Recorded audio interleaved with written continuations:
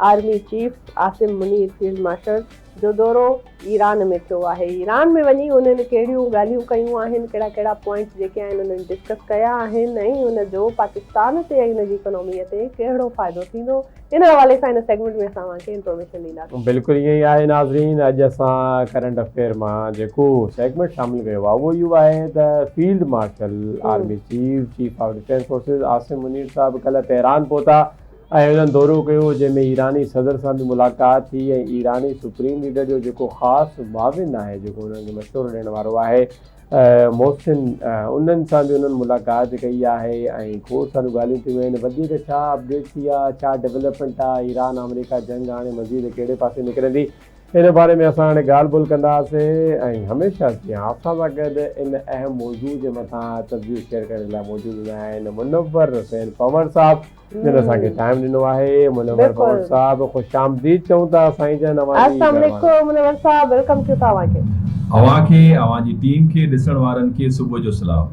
वालेकुम अस्सलाम जी। पंवर साहिबु ॿुधायो इन दौरे जे हवाले सां छा चवणु चाहींदो फील्ड मार्शल जो विज़िट ईरान में ऐं उन सां गॾोगॾु कहिड़ा पॉइंट्स आहिनि जेके डिस्कस कया विया? Madam thank U very much. तमामु इम्पोर्टेंट दौरो हो ऐं पंहिंजी नोयत जो हिकिड़ो अहमियत जो हामिल इन करे दौरो आहे छो त चाइना हिकिड़ो मैसेज पास ऑन कयो जंहिंमें उन्हनि ॿुधायो त 2-3 ॾींहंनि में अमेरिका ग़ालिबन वॾो हमलो कंदो ईरान ते ऐं ईरान बि मैसिव रिटेलिएशन ॾे वेंदो या जंग वरी शुरू थींदी, लिहाज़ा तव्हां सफ़ारतकारी खे शुरू कयो।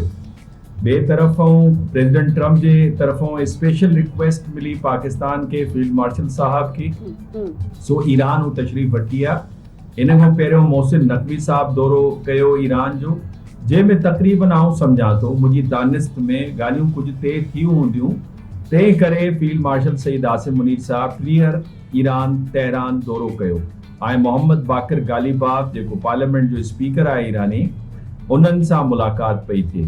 बज़ाहिर जेके स्टेटमेंट्स आहिनि उहे त इहे थी ॿुधाइनि त असां स्टेट ऑफ हॉर्मुज़ खोले सघूं था अगरि MOU में जेके वादा वही थियल आहिनि उहे अमेरिका पूरो करे। इन जो मतिलबु इहो त MOU स्टिल इंटैक्ट आहे। ॿी ॻाल्हि इहा त इहो टियों दौरो हो फील्ड मार्शल आसिम मुनीर साहब जो। पहिरें दौरे जे अंदरि उन्हनि स्टेट ऑफ हॉर्मुज़ खोलराए वरितो हो पर अमेरिकन्स ब्लॉकेट खे ख़तमु न कयो। सेकेंड टाइम जेको उन्हनि जो दौरो हो उन में 60% कामयाबी हासिल कयूं। कुझु ईरानी शराइत आहे जिन खे अमेरिकन्स न मञियो ऐं मामिलो वरी उते ई बीरियो। सो इहो टीहर दौरो आहे ऐं इन में छो त असां ॾिसूं था त इंटरनेशनल ग्लोबल मार्केट में जेके ऑयल प्राइसिस आहे उहो $94 पर बैरल खां हेठि नथी अचे। इंटरनेशनल मार्केट्स कल्ह खां खुली वियूं आहिनि, सो उनखे लोअर डाउन करण जे लाइ प्रेसिडेंट ट्रम्प इहा एफर्ट विझे थो ऐं जेसि ताईं इकोनॉमिक सैंक्शन्स जी ॻाल्हि आहे त उहे हिन महिल मूंखे इफेक्टिव नज़र नथियूं अचनि छो त चाइना रशिया रिफ्यूज़ कयो आहे उन्हनि खे तस्लीम करण जे लाइ। बिल्कुलु ठीकु आहे मुनव्वर साहिबु, इहो ॿुधाइजो हिकिड़े पासे फील्ड मार्शल पहुता आहिनि तेहरान त ॿिए पासे असांखे अमरीकी जेको वज़ीर ख़ज़ाना आहे स्कॉट बेसेंट, उनजो बयानु साम्हूं आयो आहे त हाणे सभिनी मुल्कनि खे अमेरिका या ईरान ॿिन्ही मां कंहिं हिकिड़े खे चूंडणो पवंदो। त अमां इन स्टेटमेंट खे कीअं था ॾिसो, इन बारे में पाकिस्तान कीअं मामलात मैनेज कंदो पंहिंजा? स्कॉट बेसेंट जेको वज़ीर ख़ज़ाना आहे इहो हिन महिल फ्रंट ते वॉरियर आहे प्रेसिडेंट ट्रम्प जी तरफ़ां। हिन जो मतिलबु air power, naval blockade, ground forces सभु फेल थी आहिनि त हाणे इकोनॉमिक सैंक्शन ते उहे आया आहिनि। पर इहो को फर्स्ट टाइम न आहे ईरान जे लाइ। 40 साल अॻु खां इहे सैंक्शन्स लॻल आहिनि ऐं ईरानी वज़ीर ख़ज़ाना मदनी जेको आहे उन्हनि चयो त असां 2 सालनि जी हिन हवाले सां तयारियूं करियूं वेठा आहियूं।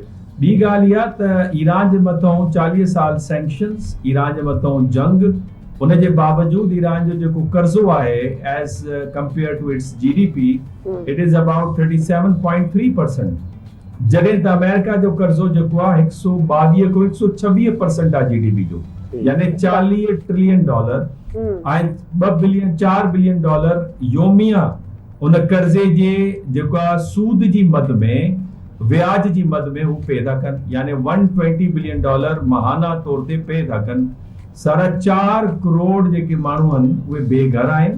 7.5 लख माण्हू अहिड़ा आहिनि जेके जंहिं वटि घर कोन्हे। 4.5 करोड़ अहिड़ा आहिनि जंहिंखे ग़िज़ा जी किल्लत आहे।